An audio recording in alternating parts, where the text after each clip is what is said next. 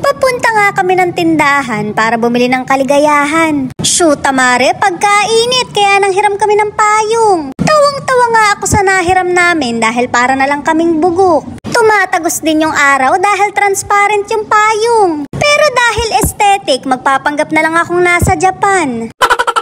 Ewan ko ba naman sa kaibigan ko, akala mo hindi umaaraw dito. Magpapayong na nga lang, pang tag-ulan pa. Pero okay lang yan, kahit walang ulan, inuulan naman ako ng kagandahan. Ikaw na lang ang bahalang maghanap, mare, kung sang banda.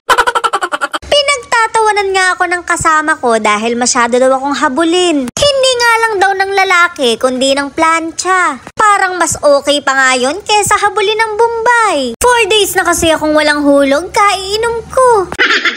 Nandito na nga kami sa tindahan at 3 set agad yung binili ko. Syempre maghahanap din ako ng pulutan kahit hindi naman talaga. Mahirap kasi maring bumili ng pulutan, ginagawa nilang libangan.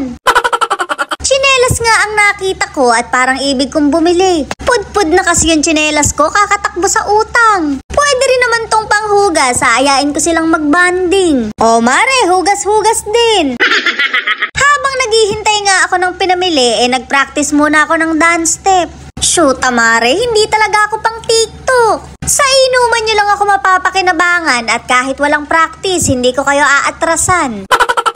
Napakahirap ng magpanggap sa payong na to na hindi naiinitan. Kaya nga ang sabi ko sa kasama ko, lubayan na namin. Niloloko na nga kami ng mga jowa namin, pati ba naman yung sarili namin. Pero lalayo pa ba tayo? Syempre kayo rin. Kaya nga kung ako sa inyo, mag-G na lang kayo, hindi kayo iiwan. Yun nga lang, iiwan kayo ng mga buhay nyo. Chariz. Nandito na nga kami sa pwesto namin, hindi para uminom. Shoot, mare, kabod na lang akong naging unggoy. Dahil nga mainit ang panahon, nagkakarambola yung mga kuto namin. Kaya naman bago kami uminom, hinanapan ko muna ng kuyumad, yung mga kainuman ko. Ano ba yan? Mga plastic na nga tayo, kutuhin pa. Pero hindi ko naman sila masisisi dahil sa akin nagmula. Ganun talaga, mare, pasa-pasa lang. Kaya wag kayong maglalapit sa akin para hindi kayo mahawa. Napaka-talented nga ng BFF ko dahil kahit busy, tuloy ang chismis. Nabuhayan nga ako ng dugo kaya nagtimpla na ako. O diba, tamang kuya-koy lang habang nambabackstab nang wala dito.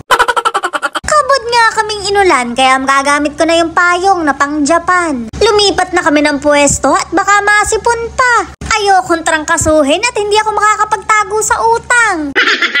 Ang alam ko, kami lang yung sumilong, bakit pati naman yung ganggang? Pumasok pa sa pulutan pero okay lang yan, laman tiyan din yan. Mag-iinarte pa ba ako? Hindi na nga kagandahan.